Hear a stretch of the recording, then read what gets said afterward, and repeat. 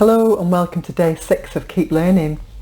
So continuing with the theme of learning about ourselves, I want to share with you a simple exercise that will help us to learn more about our thought processes and how we can maybe find new ways of looking at things. So if you want to go and grab a pen and paper or something to write on, and just pause the video and then we'll get cracking when you get back. So this is called the ABCDE process, and it's very simple. It can take a little while just to get the hang of it because we're not used to looking at things differently, but once you get the hang of it, it's really powerful. I use it regularly still to help me understand what's happening for me, what are my thoughts, and how I can look at different thoughts. So let's begin.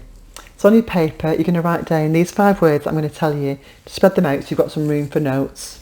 And again, if you need to pause the video at any time, just spend a bit more time exploring, because there's quite a lot of thinking goes on with this exercise. Just do that. So at the top of your page, you're going to write adversity. And all that means is what's gone wrong. So you're describing the scenario that's upset you. So it might be, I've had an argument with a friend, and I've had an argument with a friend. We're not going to talk about anything else just yet. That's just for A. I've had an argument with a friend. And then B is your beliefs. Now, leave a bit of a gap after beliefs because there'll probably be quite a few and you'll need some room for your notes. And then C is consequences. How does this argument with your friend or whatever it is that's happened, how does this make you feel? Those are your consequences.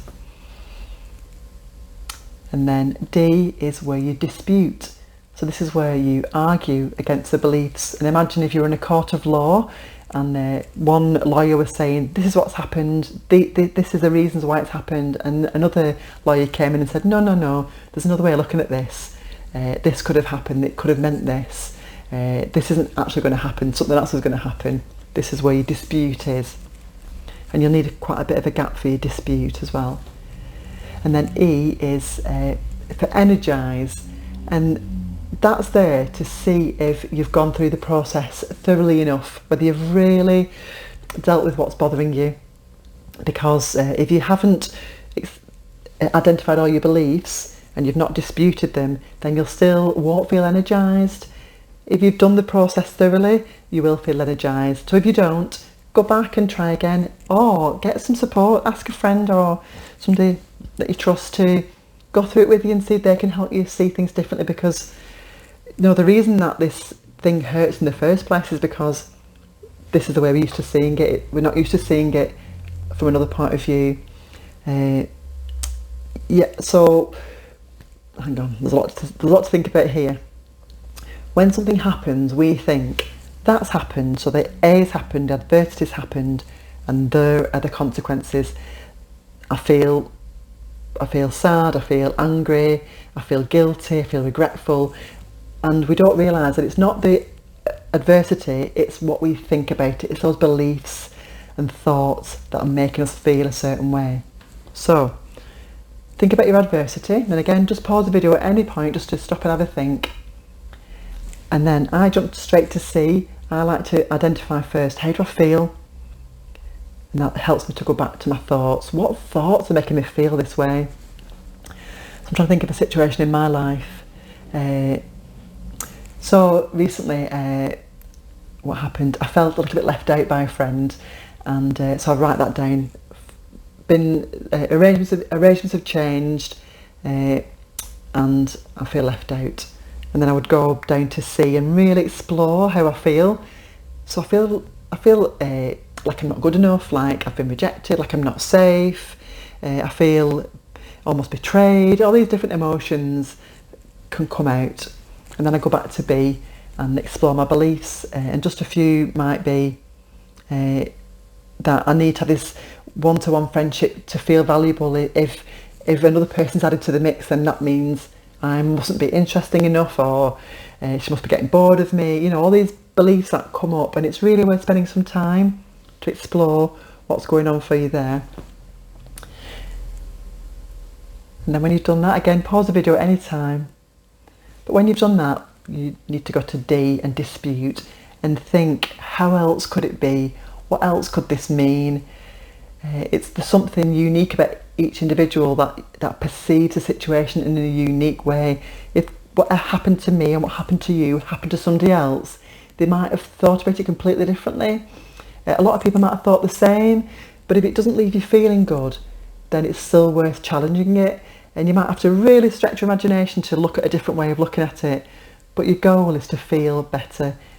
If you can change something, something might come up for you. Actually, I can change this. I don't have to be in this situation. Then change it. Sometimes you really can't. Maybe it's something that's happened in the past that you just can't change. It's gone. And you're not in contact with that person. You're not in that situation anymore. But all you can change is how you perceive it. That's what you can do in that day. And then when you feel energised, you've done the process.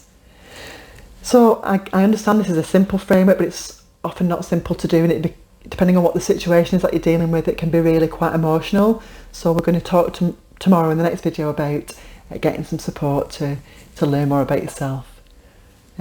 So I would encourage you to watch that video if this video has left you feeling a little bit vulnerable, a little bit unsettled. But for some people, this might just be enough to help them to learn more about themselves and to learn more about their thought processes, and learn how we can feel better. Okay, have a great day. This week we're looking at keep learning. So we have a new meditation today based on that theme, because meditation has been shown in lots of research to improve the functioning of the brain. So when we regularly meditate, we have access to more knowledge and more information than if we didn't meditate and our brain was in a more stressed state of mind. So even just after one little episode of meditation, people who do puzzles or given exercises perform better after a short period of meditation. And people who, like I say, regularly meditate, they show improved brain function than before they started regularly meditating. So I hope that's an encouragement to you to keep up with your practice until it forms a regular habit, and until you can really see the benefits, and hopefully that will encourage you to carry on for yourself. So get yourself comfortable. So you can either sit or lie down. I'm sitting with my feet flat on the floor, hands on my lap, palms facing upwards, my back comfortable and straight. If you are lying down, make yourself comfortable with your legs uncrossed and your feet falling away from you, your arms by your side on the surface that you're lying on, and just palms up or facing your body, whatever feels more comfortable. So when you're ready, if you like to shut your eyes, you can keep them open and maybe focus on something, but a lot of people find it easier just to keep your eyes shut and not have that distraction, but whatever works for you. So we're going to start with 3 deep breaths.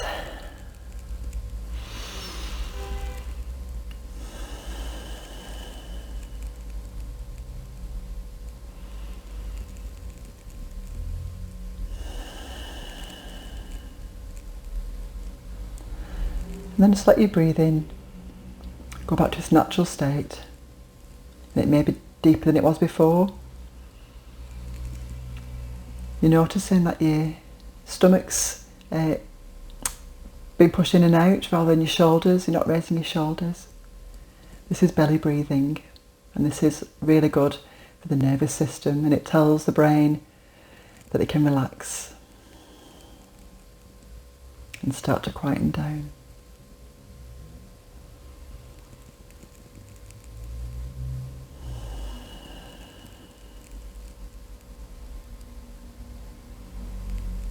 Just focusing on your breath, focusing on the air coming through your nose or your mouth, whatever's best for you, and leaving through your nose or your mouth.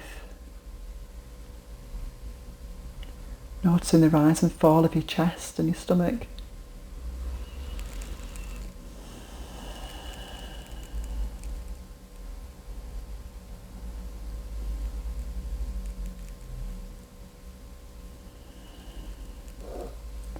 The breath is a great anchor because it's there all the time.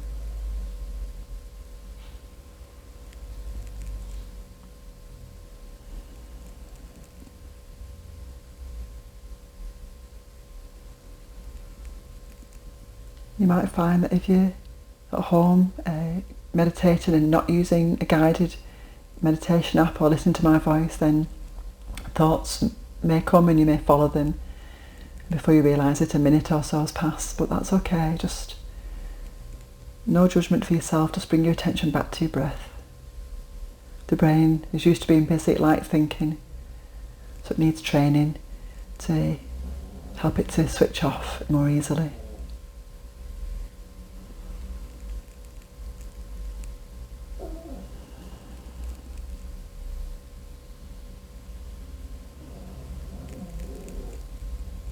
And on the next breath, just notice a pause at the end of your in-breath, and then a pause at the end of your out-breath. Just notice that you naturally just wait for even part of a second at the bottom of a breath and at the top of a breath.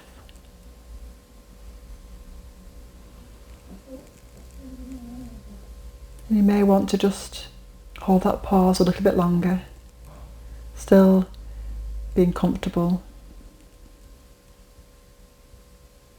just being mindful of that pause.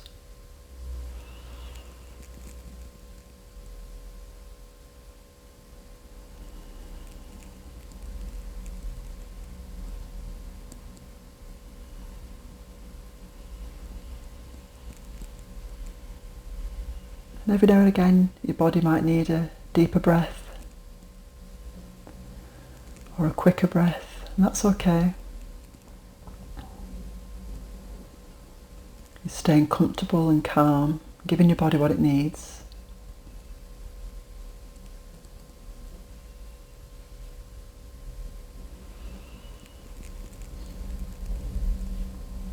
And on your next breath in,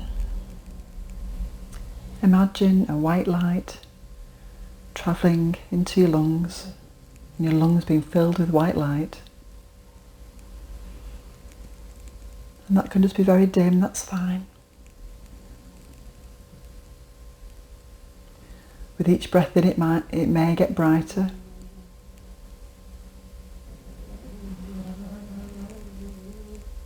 And on the breath out, you're going to spread that white light around your body, just a little bit, a little way, but especially up towards your skull, towards your brain. White light in, and then up to your brain.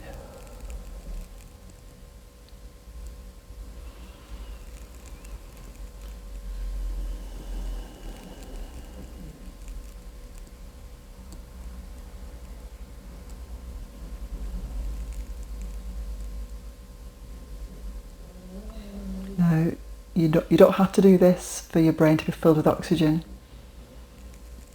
It's amazing that it does this all the time without your conscious awareness, but it's a nice way to focus, to keep your focus away from thinking.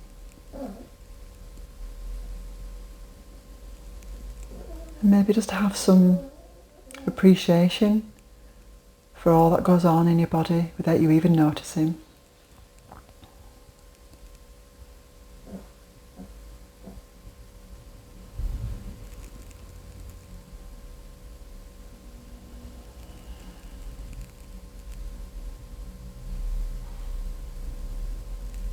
Maybe you notice any sensation around your shoulders and neck, maybe some tightness or discomfort.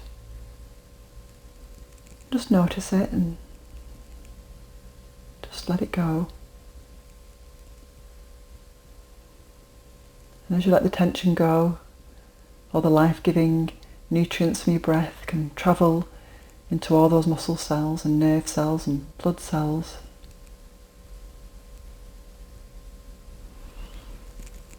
And give your body and brain what it needs.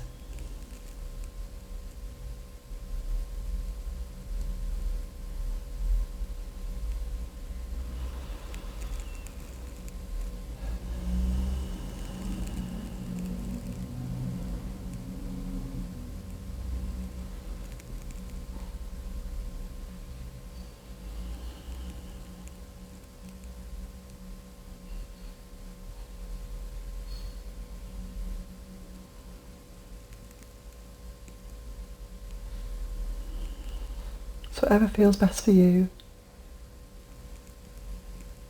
Focusing on your breath in and then pause at the top, breath out, pause at the bottom. Or imagining that white light entering your lungs and then being spread around your body on the out breath. Whatever feels easier for you, whatever helps you to stay in the moment.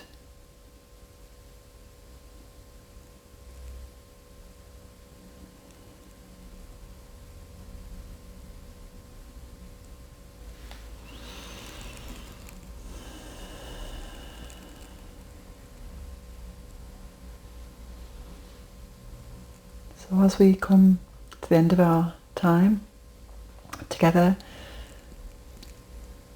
just become aware of the sensations outside of your body. What can you hear? What can you feel on the surface of your skin? Can you feel your palm, your hand in one hand? Can you feel your body resting on the mat or your bed?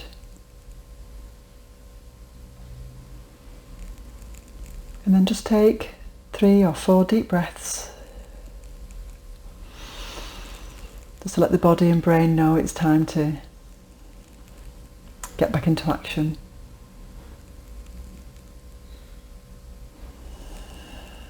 And it'll thank you for this little retreat it's had. And then on the 3rd breath in, just wiggle your fingers and toes and have a little stretch. Oh. And then when you're ready, just want to open your eyes. Come back to the room. Whatever you need to do to get on before you get on with the rest of your day. So if you're going to watch one of the daily videos, then I hope you enjoy them. Or if you're ready to start with your day, I hope that goes really well for you too. Just know that you've done the best thing you can for yourself today, starting your day in this way. Okay then, take care. Bye bye.